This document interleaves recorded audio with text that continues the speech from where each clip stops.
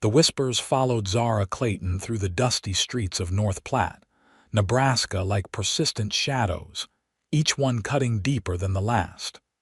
It was the spring of 1876, and at 24 years old, she had already been branded with the cruelest label a frontier woman could bear: Barren. Zara kept her chin high as she walked toward Caldwell's general store, the morning sun warming her face while the townspeople's cold stares chilled her spirit. 3 years of marriage to Thomas Clayton had produced no children, and when he died suddenly from typhoid last winter, the whispers only grew louder. A woman without a husband or children had little place in a growing frontier town. "Morning, Mrs.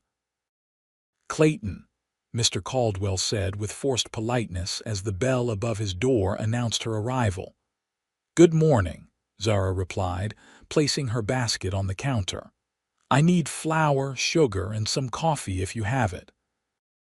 Mr. Caldwell nodded, moving with deliberate slowness as he gathered her items. The store had fallen quiet upon her entrance, other customers suddenly finding great interest in examining merchandise.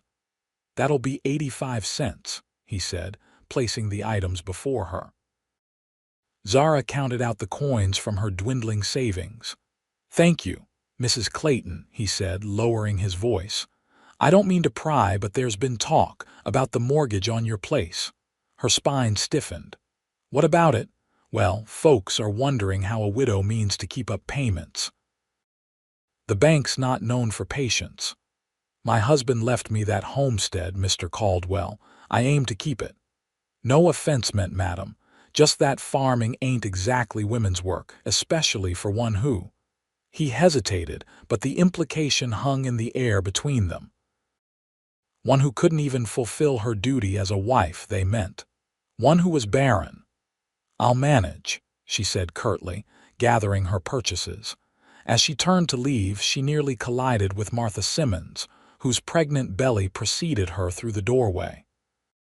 Martha, who had already given her husband 4 children, stepped back with a look of distaste. "Excuse me," Zara murmured, moving past her.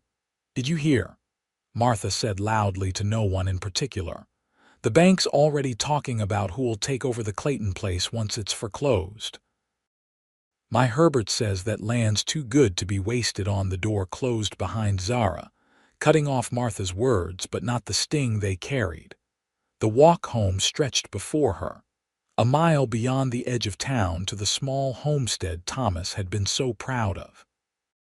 They had arrived in North Platte, full of dreams, 3 years ago when the Union Pacific made the town an important stop. Thomas had worked the land while Zara kept house and waited, month after month, for the blessing of a child that never came. The doctor had examined her after the 2nd year, his verdict delivered with clinical detachment. "Some women just aren't made for bearing children, Mrs. Clayton." The memory made her steps falter, but she pressed on. The Nebraska prairie stretched vast around her, the tall grass rippling in the breeze. In the distance, she could see the smoke from her chimney. Rosa must have kept the fire going. Rosa Longfeather was the only true friend Zara had in North Platte, an Omaha woman who had married a white trapper before he too passed away. Now she lived on the outskirts of town, facing her own brand of scorn. As Zara approached her homestead, she could see a figure on horseback near her barn. Alarm quickened her step until she recognized the tall, lean form of Wade Garrison, the rancher who owned the neighboring property. She had seen him around town occasionally, but had never spoken more than a few words to him. "Mrs. Clayton," he called, touching the brim of his hat as she approached. "Mr. Garrison, what brings you to my property?" He dismounted with easy grace, his movements fluid despite his tall frame. Up close, she could see the lines etched around his eyes from squinting into the sun, placing him in his early 30s. His light brown hair curled slightly beneath his hat, and a neatly trimmed beard framed a jawline that spoke of stubbornness. I was riding fence and noticed your north pasture gate was down, he explained. Went ahead and fixed it for you. Zara blinked in surprise. That's very kind, but I could have managed. A slight smile touched his lips. No doubt, madam, but being neighborly doesn't cost a thing. She wasn't used to kindness without ulterior motives. Well, thank you. Would you care for some coffee? Another time, perhaps. I've got cattle to move. He glanced around the property, his gaze assessing. Your corn should be planted soon if you aim to get a crop this year. I'm aware, she said, a defensive edge creeping into her voice. He studied her face for a moment. I didn't mean any offense, Mrs. Clayton, just an observation. Everyone in town seems full of observations lately, she replied. Wade nodded slowly. Small towns run on gossip like engines run on coal. Doesn't make it worth listening to. Before she could respond, Rosa emerged from the house, wiping her hands on her apron. Zara, the bread is ready. She nodded politely to Wade. Mr. Garrison. Miss Longfeather, he replied with the same respect he'd shown Zara, something rarely afforded to Rosa in town. I should be going, he said, mounting his horse with one fluid motion.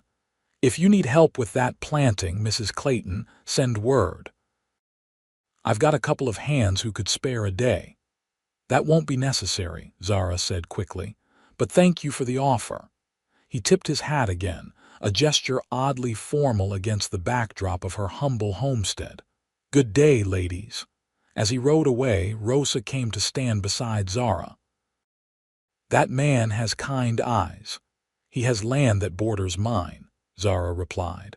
Probably just making sure I don't let things fall to ruin and affect his property values. Rosa made a soft, clicking sound with her tongue. Not everyone has hidden motives, my friend. In my experience, most do. Zara turned toward the house. Come on, let's have some of that bread while it's hot. Inside the simple two-room cabin, Zara placed her purchases on the table. The home she and Thomas had built was modest but solid, with a main room for cooking and living and a small bedroom. The furniture was sparse: a table with 4 chairs, a small settee by the fireplace, a bookshelf with the few books they'd brought west. Rosa cut thick slices of fresh bread, the aroma filling the small space. I finished washing the linens and weeded the vegetable garden. You don't need to do so much, Zara said, though she was grateful. Rosa came by 3 times a week to help, refusing payment beyond a share of whatever the garden produced. And who else will help you show this town they are wrong about you? Rosa asked pointedly. Besides, my hands need work to stay happy. Zara sank into a chair. The bank's making noise about the mortgage. How much do you owe? $80 by the end of summer, or they'll start foreclosure proceedings. Rosa's dark eyes narrowed. And how much do you have? $23.40, Zara admitted. If I sell some of Thomas's tools and my mother's silver, maybe I could get another 15. Still not enough. Rosa sat across from her. What about the land? Could you sell a piece? Zara shook her head. The whole parcel is mortgaged. I can't sell any part without paying off the bank first. They ate in contemplative silence until Rosa spoke again. You could marry. There are men who, no, Zara said firmly. I won't marry out of desperation, even to save your home, especially not for that. Zara stared out the window at the land that represented everything she and Thomas had dreamed of. Besides, who would want a wife known to be barren? My only value as a woman in their eyes is gone. That is their foolishness, not your truth, Rosa said sharply. A woman's worth isn't measured by her womb. Zara gave her friend a sad smile. Try telling that to North Platte.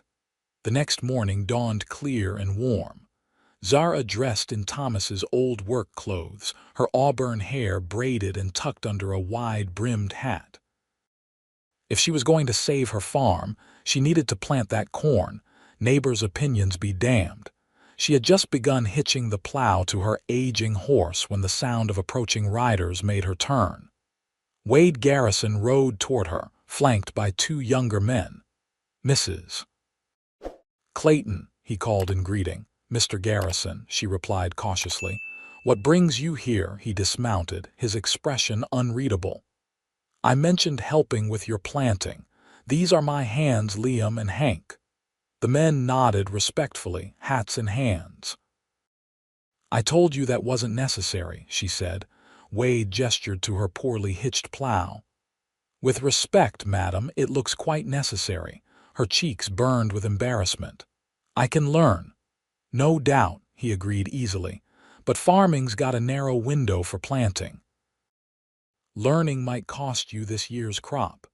She wanted to refuse, to prove she could manage alone, but practicality won out. "And what would this help cost me, Mr. Garrison?" Something flickered in his eyes, surprise, perhaps, or respect for her directness. "Nothing, Mrs. Clayton. As I said, being neighborly costs nothing. People don't help for nothing around here. Perhaps you've been dealing with the wrong people." He nodded to his men, who began unloading tools from their horses. "We'll have your north field planted by sundown." True to his word, Wade and his men worked tirelessly through the day. Zara worked alongside them, refusing to be a passive observer on her own land. By late afternoon, sweat soaked through her shirt and her muscles screamed with fatigue, but rows of freshly planted corn stretched before her.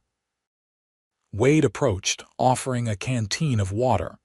"You work hard, Mrs. Clayton." She accepted the water, drinking deeply before responding.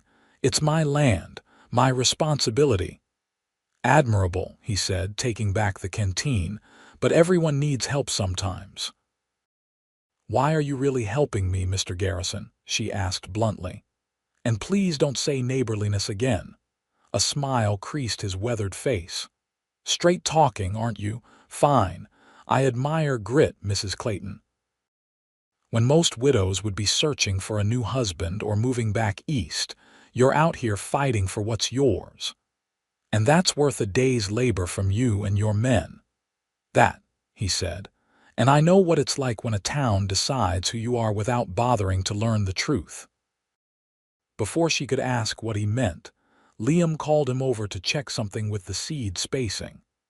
The moment for questions passed, but Zara found herself watching Wade Garrison with new curiosity. As promised, they finished by sundown. Zara insisted they stay for supper, the least she could do in return. She served a simple meal of beans, cornbread, and the last of her preserved peaches. "This is mighty fine cooking, Mrs. Clayton," Hank said between enthusiastic bites. "Thank you," she replied, unused to compliments after months of isolation.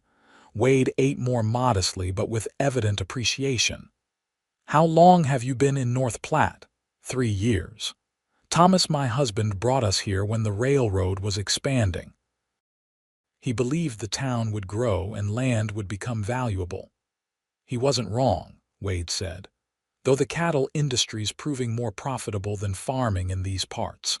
"You raise cattle then?" He nodded. "Started with 20 head 5 years ago, up to about 300 now." "That's impressive," Zara said, genuinely surprised. Such growth represented significant success. "Just fortunate timing and hard work," he replied, though the casual way he dismissed his achievements suggested a man uncomfortable with praise. After the meal, the hands excused themselves to tend to the horses, leaving Zara and Wade alone at the table. "I can't thank you enough for today," she said. "No thanks needed." He hesitated, then added, "Mrs. Clayton, I couldn't help overhearing talk in town about the mortgage." Zara stiffened. "The bank's concerns are between me and them." "Of course," he said quickly. "I just wanted to say, if you're considering options, I could use someone with cooking skills like yours at my ranch. I've got 6 hands living in the bunkhouse, and none of them can make beans taste like anything but dirt."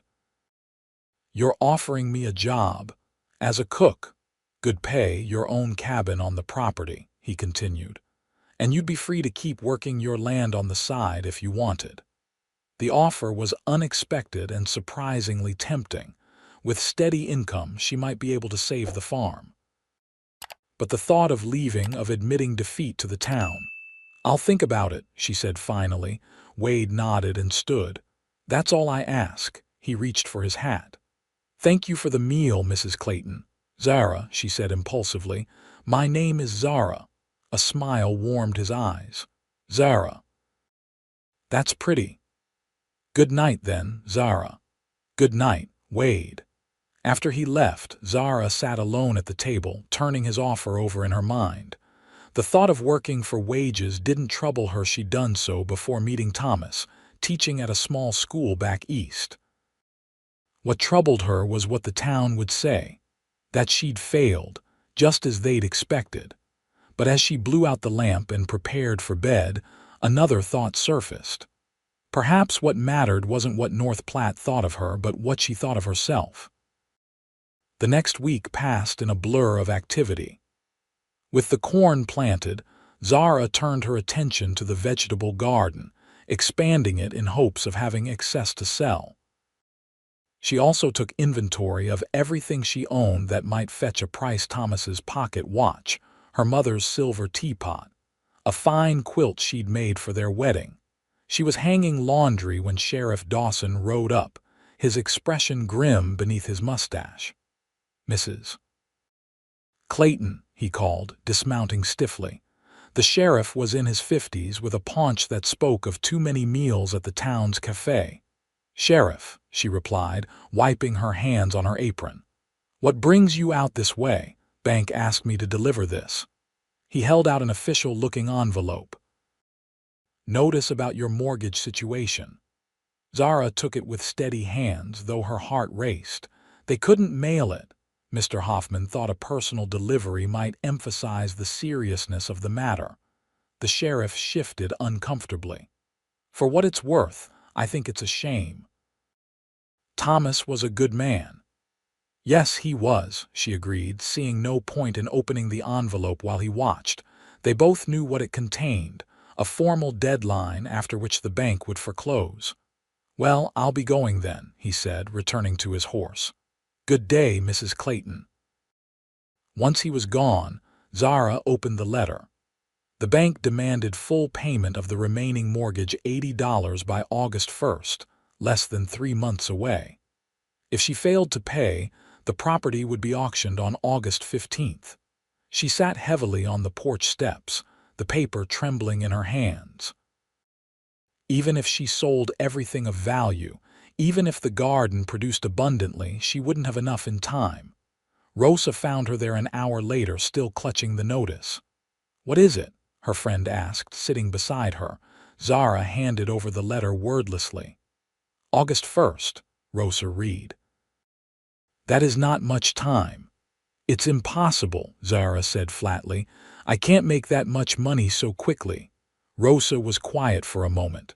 "What about Mr. Garrison's offer?" Zara looked up in surprise. "How did you know about that?" "This is a small place, Zara. His hands talk in town, and people talk to me when they want remedies for their ailments." "Would you take it? Work for someone else to save your home?" Rosa shrugged. "I would do what needs doing. Pride makes a cold companion in winter." That evening, Zara walked the boundaries of her property, remembering how Thomas had strode across it that first day, pointing out where they'd build, where they'd plant, where their children would play someday. The children who never came. By the time she returned to the house, her decision was made. The following morning, she rode to the Garrison Ranch, a substantial spread about 3 miles from her homestead. The main house was impressive by frontier standards, 2 stories with a wide porch and glass windows. Behind it stood a bunkhouse, barn, and several outbuildings, including a small cabin that must be the one Wade had mentioned. A young man spotted her approaching and called out, "Boss, visitor." Wade emerged from the barn, recognition lighting his face when he saw her. "Mrs. Clayton."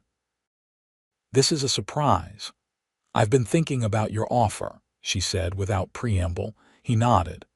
Would you like to come inside to discuss it? The interior of the main house was simply but comfortably furnished. Wade led her to a study where ledgers and maps covered a large desk. Please sit, he offered, taking a seat across from her. Can I offer you something to drink? No, thank you. Zara straightened her spine. I'd like to accept your job offer with conditions. His eyebrows rose slightly. I'm listening. I'll cook for you and your men, but I need advances on my wages. The bank has given me until August 1st to pay $80 or they'll foreclose. Wade leaned back in his chair. That's a substantial advance. I know, she acknowledged, but I'll work it off. And I'll need time each day to tend my own place. He considered her for a long moment. I can advance you $50 now. The rest you'll earn by August with time built in for your homestead. Relief flooded through her. Thank you. Don't thank me yet, he said with a wry smile. Wait until you've met the appetites you'll be cooking for. They settled on terms. She would prepare 3 meals daily for Wade and his ranch hands, with Sundays off. She would live in the small cabin on his property, but could visit her homestead daily to maintain it. Her wages would be generous enough that, combined with the advance, she could pay the bank by the deadline. When can you start? He asked. Tomorrow, she decided. I'll need today to pack and prepare my house. As she rose to leave, Wade said, One more thing, Mrs. Clayton, Zara, she corrected him. If I'm working for you, Zara seems appropriate. Zara, he agreed. I want to be clear. This arrangement doesn't give anyone the right to disrespect you. You'll be an employee, not a servant. The distinction touched her. I appreciate that, Wade. The next morning, Zara moved into the small cabin on the Garrison Ranch. It was simple but clean, with a bedroom, sitting area, and small kitchen of her own. Wade helped carry her trunk of belongings, then showed her to the main house's kitchen where she would prepare the meals. The men eat in the bunkhouse, he explained. I usually take meals in the dining room or my study depending on work. And what do they like to eat? She asked, surveying the well-stocked pantry. Honestly, anything that's not their own cooking. They've been surviving on beans and whatever game they can shoot. He smiled ruefully. We're not particular, just hungry. That evening, Zara served a simple but hearty meal of beef stew, fresh bread, and apple cobbler. The ranch hands 6 men of varying ages ate as if they hadn't seen real food in months. Madam, said Liam, the youngest at barely 20, this is the finest meal I've had since leaving my mother's table. Thank you, she replied, pleased despite herself. It's nothing fancy. Don't need fancy, said another hand, an older man named Pete. Just good. Wade ate in the dining room, but when Zara brought him coffee afterward, he was equally appreciative. I think you've just guaranteed yourself the loyalty of every man on this ranch, he said, eyes crinkling with amusement. It's just food, she demurred. Not to men who have been burning everything they cook. To them, you're a miracle worker. For the first time in months, Zara felt a sense of purpose beyond mere survival. It was a strange feeling, almost like contentment. Over the next few weeks, Zara settled into a rhythm. She rose before dawn to bake bread and prepare breakfast, then used the mid-morning hours to ride to her homestead and tend her garden. Back at the ranch by noon, she would cook lunch, then prepare dinner in the late afternoon. The work was hard but satisfying, especially with the grateful recipients of her cooking. She learned about the men, too. Liam was saving money to bring his sweetheart from back east. Pete had lost his wife to cholera and turned to ranch work to escape memories. Hank had dreams of his own spread someday. They treated her with respect, careful not to track mud into her kitchen and always thanking her for meals. Wade remained something of a mystery. He was unfailingly polite but revealed little about himself beyond his daily work. She learned he kept meticulous records, rode out with his men despite his status as owner, and read extensively in the evenings. Sometimes she would bring him coffee and find him poring over a book of poetry or history, so absorbed he barely noticed her presence. One evening in late June, a violent thunderstorm swept across the prairie. Lightning forked across the sky and rain fell in sheets. Zara had just finished cleaning the kitchen when Wade burst through the door, soaked to the skin.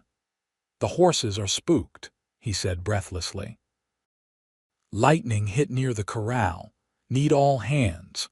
Without hesitation, Zara grabbed her shawl. "I'll help." Together they ran through the downpour to the corral, where the other men were struggling to calm the panicked horses. One had broken through the fence and was bolting toward the open prairie. "That's Midnight," Wade shouted over the storm. "She's heading for the ravine." Before anyone could stop him, he was on another horse, galloping after the runaway mare. Zara helped the others secure the remaining horses, her clothes plastered to her skin, mud sucking at her boots. Nearly an hour passed before Wade returned, leading the black mare. Both horse and rider were exhausted, Wade's face grim in the lantern light. "She's injured," he said, dismounting stiffly. "Cut her leg on something." Zara stepped forward. "Let me see." Wade looked surprised but led the horse to the stable. By lantern light, Zara examined the deep gash on the mare's hind leg. "I need hot water, clean cloths, and whiskey," she instructed. "And needle and thread if you have it." "You know about treating horses?" Wade asked. "No, but I know about cleaning wounds," she replied. "The principles are the same." He sent Liam for the supplies while Zara soothed the trembling animal. When everything arrived, she cleaned the wound carefully, then stitched it with steady hands. "Where did you learn to do that?" Wade asked as she finished. "My father was a doctor," she explained, bandaging the leg. "I assisted him sometimes." "You're full of surprises, Zara Clayton." The intimacy of the moment standing close in the lantern-lit stable, both soaked and mud splattered, suddenly struck her. She stepped back, clearing her throat. She should heal well but watch for signs of infection. Later, changed into dry clothes and warmed by the fire in her cabin, Zara reflected on the night's events. She had acted without thinking, falling back on knowledge she'd almost forgotten she possessed. And Wade had looked at her with something beyond gratitude, with admiration. The next morning, she found a book on her kitchen table, Gray's Anatomy, a medical text she recognized from her father's library. Inside was a note in Wade's neat handwriting. "Thought you might enjoy this. Thank you for saving Midnight." The gesture touched her deeply. It wasn't just the book, but the recognition of a part of herself she had pushed aside in her years of marriage, her interest in medicine, inherited from her father but discouraged by Thomas, who believed wives should focus on home and family. When she brought Wade his morning coffee, she thanked him. "It's nothing," he said, looking slightly embarrassed. "Just thought it might interest you." "It does," she admitted. "Very much." "Your father, was he a doctor here in Nebraska?" Zara shook her head. "Back in Pennsylvania. He died before Thomas and I came west." "And your mother?" "Gone since I was 16. Consumption." Wade nodded thoughtfully. "So you came west with just your husband?" "Yes," she said. "Thomas had grand plans for us. A farm, a family." Her voice faltered. "I'm sorry," Wade said softly. "For your loss." The simple sincerity in his voice caught her off guard. Unlike the practiced condolences of the townspeople, his felt genuine. "Thank you," she replied. "What about your family?" A shadow crossed his face. "None to speak of. My parents died when I was young. Raised by an uncle who wasn't particularly interested in the job." "Is that why you came west?" "Partly," he acknowledged. "Mostly I wanted something that was mine, something I built myself." You've succeeded, she observed. This is an impressive operation for just 5 years, he shrugged. Still a lot to do. But yes, I'm proud of it. Their conversation was interrupted by Hank calling from outside, and Wade excused himself to deal with ranch business. But something had shifted between them, a door opened to understanding. As July progressed, bringing relentless heat to the prairie, Zara found herself looking forward to her conversations with Wade. Sometimes he would join her in the kitchen while she baked, discussing books or sharing stories of particularly stubborn cattle. Other times, she would bring him evening coffee and linger, asking about ranch operations or telling him about her garden's progress. One Sunday, her day off, she returned from her homestead to find Wade waiting by her cabin. "I was wondering," he said, hat in hands, "if you might like to ride with me. There's a spot on the north side of the property I thought you might enjoy."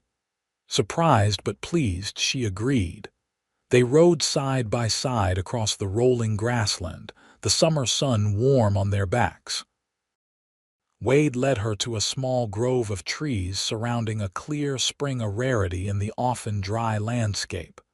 "It's beautiful," she breathed, dismounting to dip her fingers in the cool water. "I found it my first week here," he said, joining her. "Come here sometimes to think." They sat in the shade, sharing the lunch Zara had packed. The conversation flowed easily between them, touching on childhood memories, books they'd read, dreams they'd harbored. "Did you always want to be a rancher?" she asked. Wade considered this. "No, actually, I wanted to be a lawyer once. Even studied for a year back east. What changed? Found I preferred open spaces to courtrooms," he said. "And honest work with my hands to arguments about property lines. Yet here you are, dealing with property and cattle instead of clients." He laughed, the sound rich and unexpected. "Ironic, isn't it? But cattle are more straightforward than people. They don't hide their intentions. Unlike people in North Platte," she said wryly, his expression sobered. "Has it been very difficult? The town, I mean." Zara looked away, focusing on the rippling spring water. "They decided what I was worth the moment they realized I couldn't have children. A barren woman has little value on the frontier." "That's not true," he said, his voice low and intense. "Isn't it? A woman's purpose here is to populate the territory, to be a helpmate, to raise the next generation." She plucked a blade of grass, shredding it between her fingers. "I failed at the most basic expectation." "You haven't failed at anything," Wade said firmly. "Not being able to have children doesn't diminish your worth, Zara." The sound of her name in his mouth, spoken with such conviction, made her look up. His eyes held hers, unwavering. "The town is wrong," he continued. "About so many things, but especially about you." Something warm unfurled in her chest, a feeling she hadn't experienced in a very long time. Before she could examine it too closely, a distant roll of thunder broke the moment. "Storm coming," Wade said, glancing at the darkening western sky. "We should head back." They rode home in comfortable silence, reaching the ranch just as the first heavy drops began to fall. As Zara dismounted, Wade impulsively reached out to tuck a wind-blown strand of hair behind her ear. "Thank you for riding with me today," he said softly. "Thank you for showing me your thinking place," she replied, equally quiet. They stood for a moment, rain falling around them, something unspoken passing between them. Then Wade stepped back, clearing his throat. "Better get inside before we're soaked." Zara nodded, but as she turned toward her cabin, she felt a curious lightness in her step despite the gathering storm. The next morning, Zara was kneading bread dough when Rosa appeared in the kitchen doorway. "There you are," her friend said. "I went to your homestead first." "Rosa," Zara wiped her hands on her apron and embraced her. "I've missed you, and I you." Rosa looked around the kitchen appreciatively. "So this is where you work now, it suits you." It does, Zara admitted. More than I expected. They talked while Zara continued preparing the day's meals, Rosa helping by peeling potatoes and slicing vegetables. Your garden is doing well, Rosa observed. The corn especially. Thanks to Wade and his men getting it planted in time. Rosa's dark eyes studied her face. You call him Wade now, not Mr. Garrison. Zara felt a flush creeping up her neck. We worked together closely. Formality seemed unnecessary. Rosa hummed non-committally. And how is it working for him? Good, Zara said simply. He's fair, respectful. The men are kind. And handsome, Rosa added with a sly smile. Your employer. Rosa, what? I have eyes, my friend, so do you. Zara busied herself with the bread dough. It's not like that. He's my employer, as you said. If you say so. Rosa's tone was skeptical. But I see something new in your face, a brightness that wasn't there before. Before Zara could respond, the kitchen door opened and Wade himself appeared. Sorry to interrupt, he said, nodding politely to Rosa. Just wanted to let you know we'll have 2 extra for dinner. Cattle buyers from Omaha. I'll make sure there's plenty, Zara assured him after he left. Rosa raised an eyebrow. Not like that, hum? Oh, hush, Zara muttered, but she couldn't quite suppress a smile. The dinner that evening was a success, with the cattle buyers complimenting the food effusively. Afterward, one of them, a portly man named Jenkins, sought out Zara in the kitchen. Mrs. Clayton, he said, that was the finest meal I've had in Nebraska territory. Thank you, Mr. Jenkins. In fact, he continued, I own a hotel in Omaha that's in desperate need of a cook of your caliber. I'd be willing to offer you a very handsome salary. Zara blinked in surprise. That's very flattering, but think about it, he urged. Omaha's growing fast. A woman of your skills could do very well there, better than out here in the middle of nowhere. She was saved from responding by Wade's arrival. Jenkins, he said cordially, I believe your partner is ready to leave. The buyer nodded. Just extending a job offer to your excellent cook here. Something flickered across Wade's face, too quickly for Zara to interpret. Mrs. Clayton is indispensable to the Double G, he said evenly. We'd be lost without her. Everyone has their price, Garrison, Jenkins replied with a wink before departing. Once he was gone, an awkward silence fell between them. Would you consider it? Wade asked finally. The Omaha position, Zara considered the question. A month ago she might have jumped at such an opportunity. Now the thought of leaving brought an unexpected pang. No, she said simply. I have my homestead to think of, and other considerations. Relief visibly washed over his face. Good, I mean, it's good you're not leaving your land. Yes, she agreed softly, my land. But as she watched him walk away, Zara wondered if it was really her land holding her to North Platte, or someone else entirely.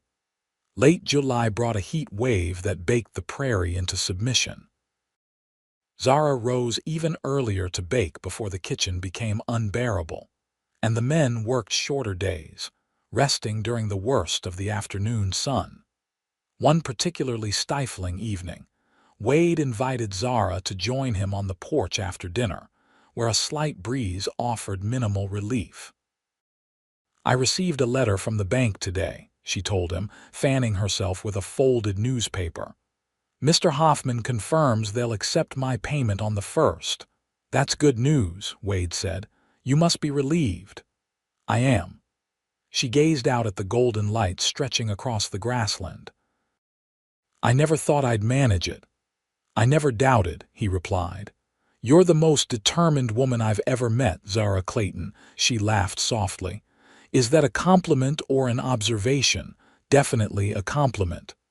His eyes crinkled at the corners when he smiled, she noticed. Determination is an admirable quality. My father used to call it stubbornness, she admitted, a fine line between the two.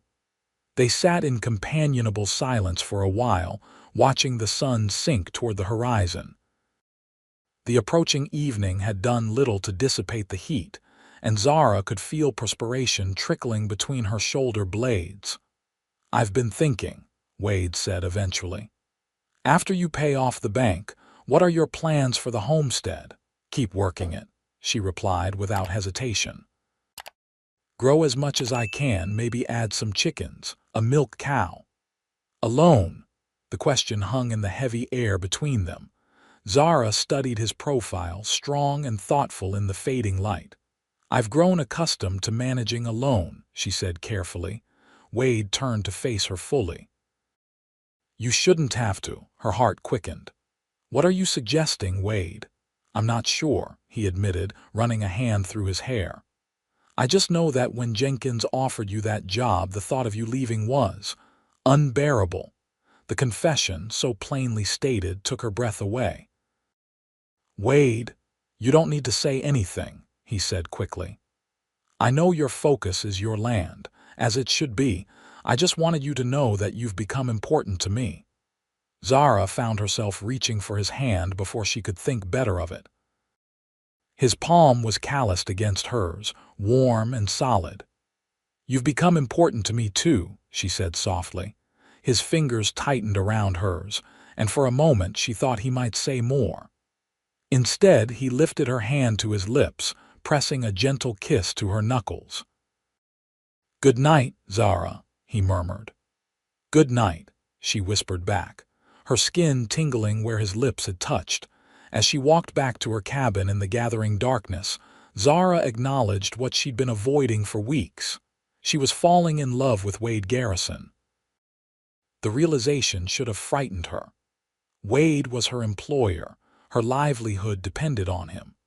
More than that, she had sworn after Thomas died that she wouldn't marry again, wouldn't subject another man to life with a barren wife. Yet fear wasn't what she felt as she prepared for bed that night. Instead, a cautious hope took root alongside the certainty that whatever happened next would change everything. The first day of August dawned clear and hot, a momentous day for Zara. With the wages she'd earned and Wade's advance, she had the full $80 needed to satisfy the bank's demands. She dressed with care in her best dress, a dark blue cotton that had once been fashionable back east. Wade had offered to accompany her into town, but she had declined. This was something she needed to do alone to face North Platte on her own terms. The ride into town was familiar now, though she visited rarely. As she passed the "Welcome to North Platte" sign, she straightened her spine, prepared for the inevitable stares and whispers.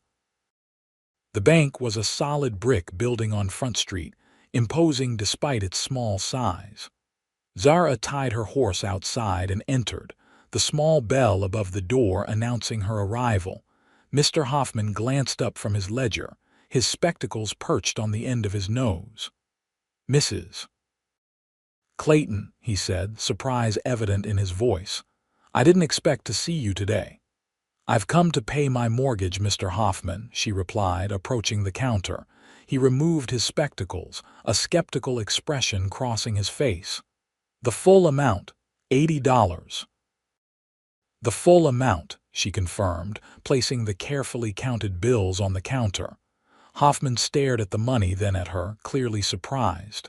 "Well, this is unexpected." "I believe you'll find it's exactly what was required," she said evenly. With obvious reluctance, he counted the money, then opened a large ledger. "Everything appears to be in order," he admitted, making notations in the book. "I'll prepare a receipt confirming payment in full." While he wrote, Zara noticed two women watching from across the street through the bank's window. Martha Simmons and Beatrice Fuller, two of the most prolific gossips in North Platte. She lifted her chin slightly, meeting their gaze until they looked away. "Here you are, Mrs. Clayton," Hoffman said, sliding a receipt toward her. "Your debt to the bank is satisfied. The property remains yours." "Thank you." She took the paper, carefully folding it into her reticule. As she turned to leave, Hoffman added, "I must say, Mrs. Clayton, many in town were certain you wouldn't manage it." Zara paused at the door. "Yes, Mr. Hoffman, I'm well aware what many in town think of me. Fortunately, their opinions matter far less than they imagine." With that, she stepped outside into the bright sunshine. A weight lifted from her shoulders. Her homestead was secure. She had done what so many thought impossible. Her next stop was Caldwell's General Store. She needed supplies, and facing Mr. Caldwell after her triumph at the bank held a certain appeal. The store was busier than usual, women gathering around the new shipment of fabric that had arrived on yesterday's train. Conversation halted when Zara entered, eyes turning toward her with undisguised curiosity.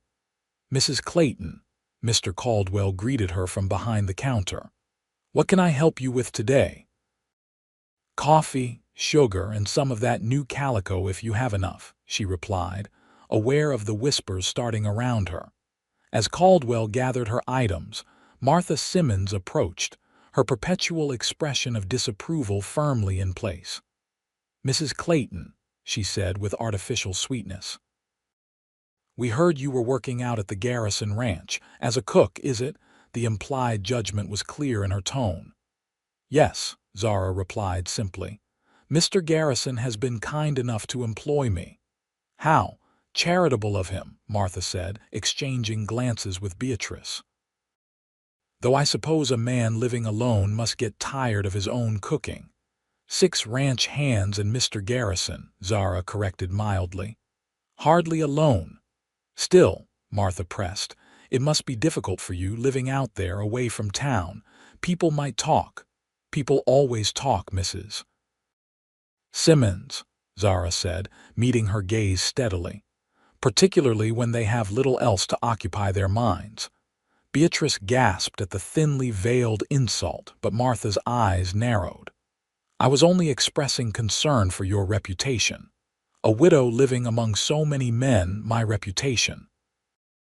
Zara interrupted, a calm settling over her that felt like clarity.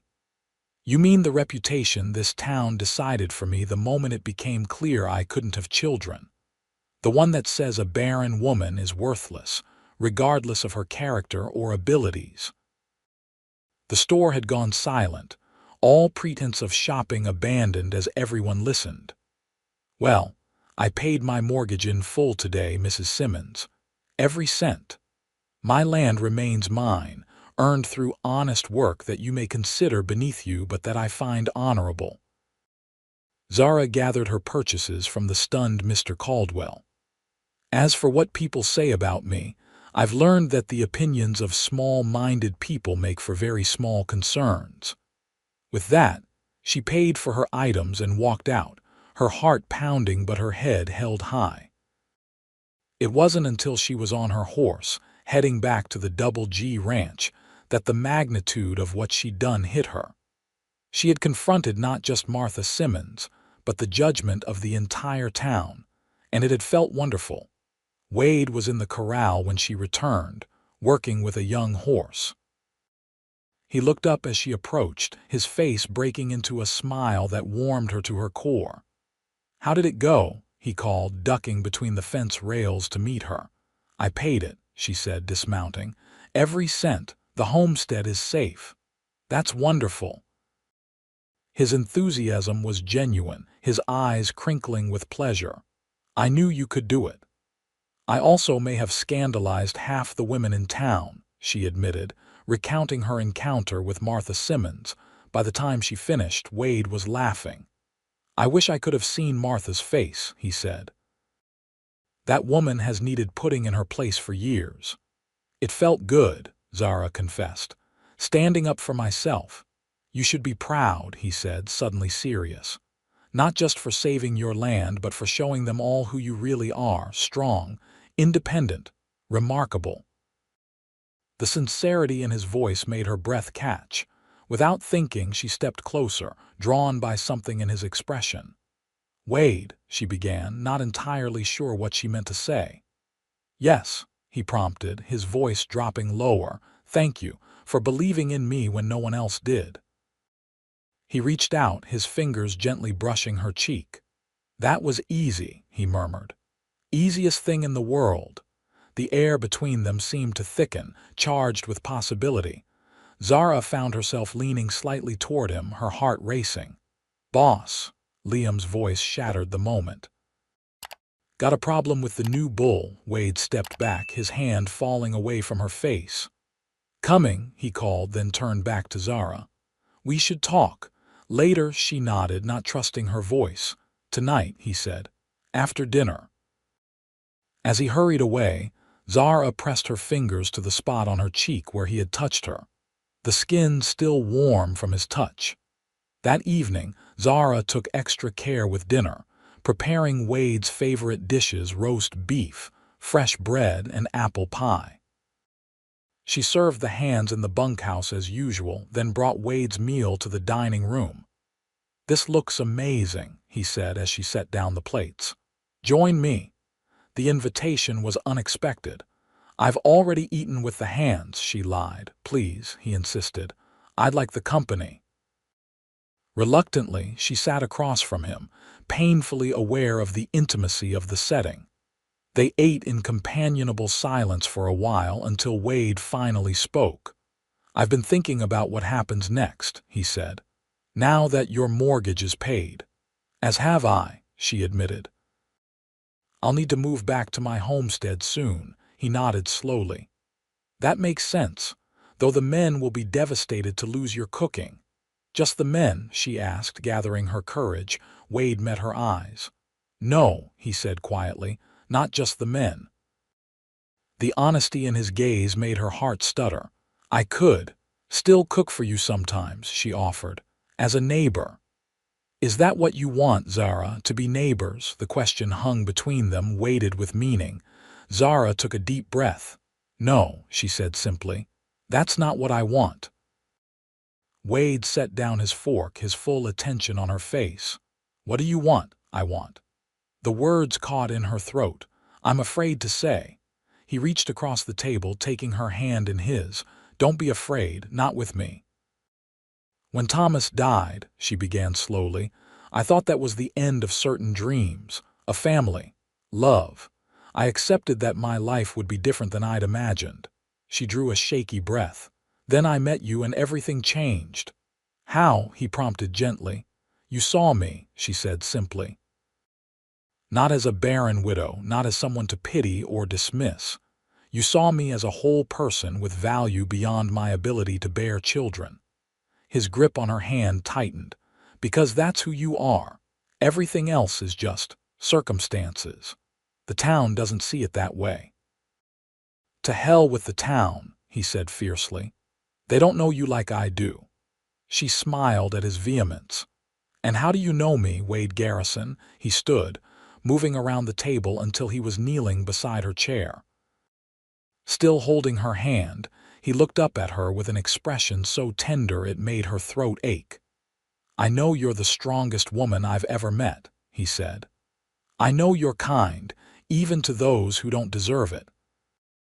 I know you can stitch a wound, bake bread that makes grown men cry with gratitude, and stand up to the entire town of North Platte without flinching. His voice softened further. And I know that I've fallen hopelessly in love with you. Zara's breath caught. Wade.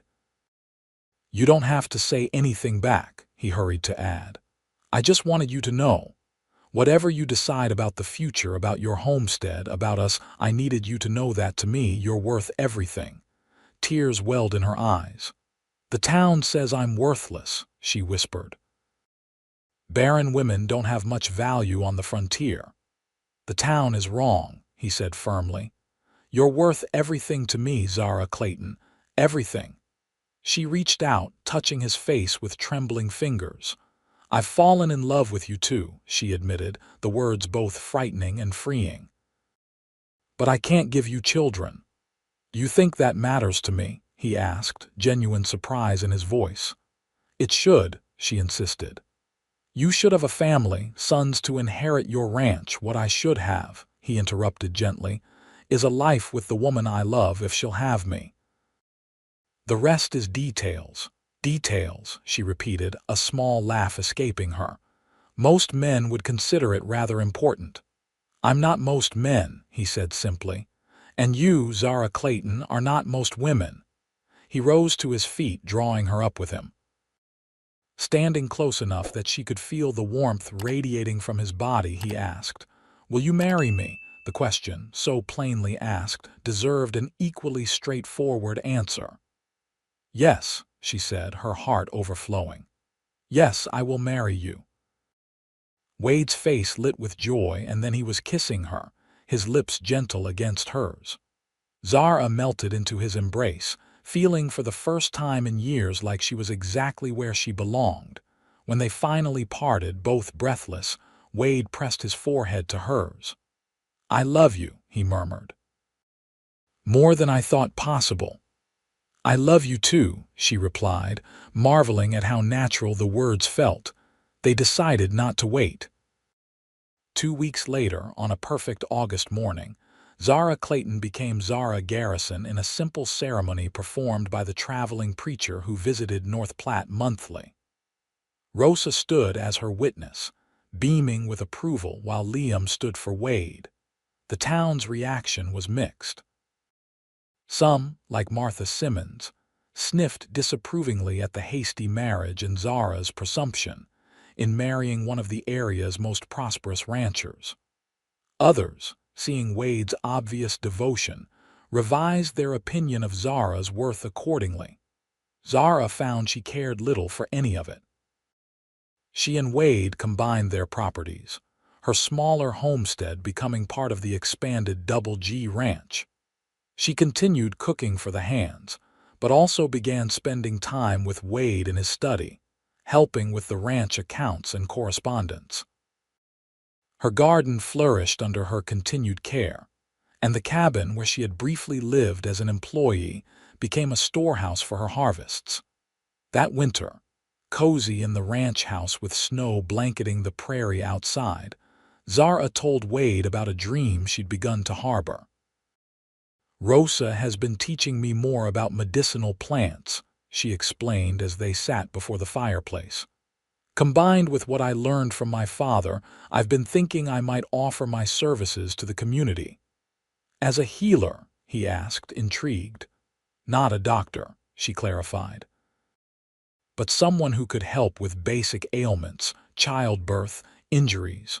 North Platte has no proper doctor, and the nearest one is in Ogallala." Wade considered this, then nodded. "I think it's a wonderful idea. You have a gift for healing. Midnight's leg is proof of that." "The town might not accept me," she said, voicing her main concern. "Some won't," he agreed, "but those who need help will come eventually. Necessity overcomes prejudice." With Wade's encouragement, Zara began gathering and preparing remedies, studying her father's old medical books, and offering her services first to the ranch hands, then to neighboring homesteads. Slowly, her reputation grew, not as the barren widow but as a skilled healer. The first major test came that spring when young Mrs. Peterson, new to the area and expecting her first child, went into a difficult labor. The midwife sent for Zara in desperation, and through a long night of careful work, she helped deliver a healthy baby boy and save the exhausted mother. Word spread quickly, and gradually, even those who had been most judgmental began to seek her help. Martha Simmons herself eventually appeared at the ranch, reluctantly asking for a remedy for her husband's persistent cough. "My Herbert's tried everything else," she explained stiffly. "Dr. Miller in Ogallala said it was just age, nothing to be done." Zara prepared a mixture of wild cherry bark, honey, and other herbs.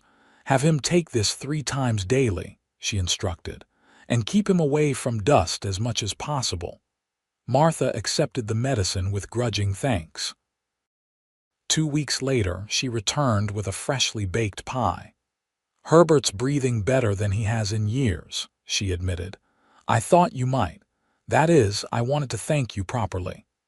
It wasn't an apology for years of cold judgment, but it was a beginning. As spring turned to summer, Zara found herself unusually tired, with a strange sensitivity to certain smells. Rosa, visiting one afternoon, watched her friend push away a cup of coffee with a grimace. "How long have you been feeling this way?" Rosa asked, her dark eyes thoughtful. "A few weeks," Zara admitted. "It's probably just spring fever." Rosa shook her head slowly. "I don't think so." "What do you mean? When was your last monthly time?" Rosa asked bluntly. Zara started to answer, then stopped, counting backward in her mind. "It can't be," she whispered. "The doctor said." "Doctors are not always right," Rosa said wisely, "especially about women's bodies." Hope, dangerous and fragile, bloomed in Zara's chest. "You think I might be with child?" "Yes, my friend, I think you may be." That evening, Zara shared Rosa's suspicion with Wade, her voice trembling with equal parts fear and hope. "It might not be true," she cautioned. "I don't want to disappoint you." Wade gathered her into his arms. "Zara, listen to me. I married you, not the possibility of children. If this blessing has come to us, I'll be overjoyed. If not, I'll still be the happiest man in Nebraska territory because I have you." As the weeks passed, there was no denying the truth. The woman North Platte had deemed barren and worthless was expecting a child. Wade was ecstatic, treating Zara as if she were made of the finest porcelain, despite her protests that she was perfectly capable of continuing her normal activities. The ranch hands were similarly protective, rushing to carry anything heavier than a feather if she so much as reached for it. "You've created monsters," she complained to Wade after Liam nearly tripped over himself trying to prevent her from lifting a basket of vegetables. "They love you," he replied simply. "We all do."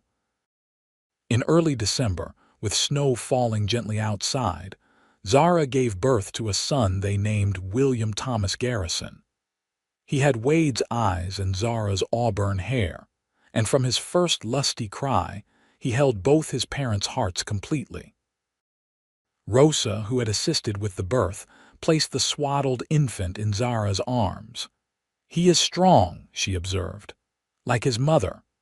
Wade, allowed into the room after the birthing was complete, approached the bed with wonder on his face.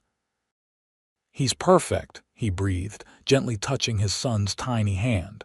"You're perfect." Tears slipped down Zara's cheeks. "I never thought I'd experience this," she admitted. "I'd accepted it wasn't meant for me." "The town was wrong about you," Wade said, sitting beside her on the bed. "About so many things." "Yes," she agreed, gazing down at their child. "They were." As William grew, so did Zara's practice as a healer. By the time he was walking, she had converted one room of the ranch house into a proper consulting space, with shelves of remedies and a clean examination area. People came from as far as Ogallala for her treatments, especially for women's complaints that male doctors often dismissed. The Double G Ranch prospered too, expanding under Wade and Zara's joint management. They built a larger home to accommodate their growing needs, though Wade insisted on doing much of the work himself, assisted by his loyal hands. When William was 3, Rosa moved permanently to the ranch, occupying the original cabin where Zara had first lived. "My old bones are tired of traveling," she explained, though at 60 she remained spry. "Besides, someone must teach this child about the plants that heal." In the spring of 1883, 7 years after that fateful day when Wade Garrison fixed her pasture gate, Zara gave birth to twin daughters, Emma and Elizabeth. William, now a serious-minded little boy with his father's quiet strength, appointed himself their protector from the moment he met them. One evening that summer, with the twins sleeping and William reluctantly doing the same, Wade found Zara on the porch, gazing out at the sunset painting the prairie in gold and crimson. "What are you thinking about?" he asked, sitting beside her. She smiled, leaning against his shoulder. "About how different my life is from what I imagined when Thomas died, about how close I came to losing everything. And now I have everything I never dared hope for," she said simply. "A home, children, purpose. You." Wade wrapped his arm around her, pulling her closer. "Do you ever wonder what would have happened if I hadn't fixed that gate?" "Sometimes," she admitted. "But I think we would have found each other somehow. Some things are just meant to be." "Like us," he said, kissing the top of her head. "Like us," she agreed, her heart full. In the distance, a coyote called, the sound floating across the darkening prairie. Inside, their children slept peacefully. And on the porch of the home they had built together, Zara and Wade Garrison watched night fall over the land that had brought them together, secure in the knowledge that love, not the judgment of others, was the true measure of a person's worth.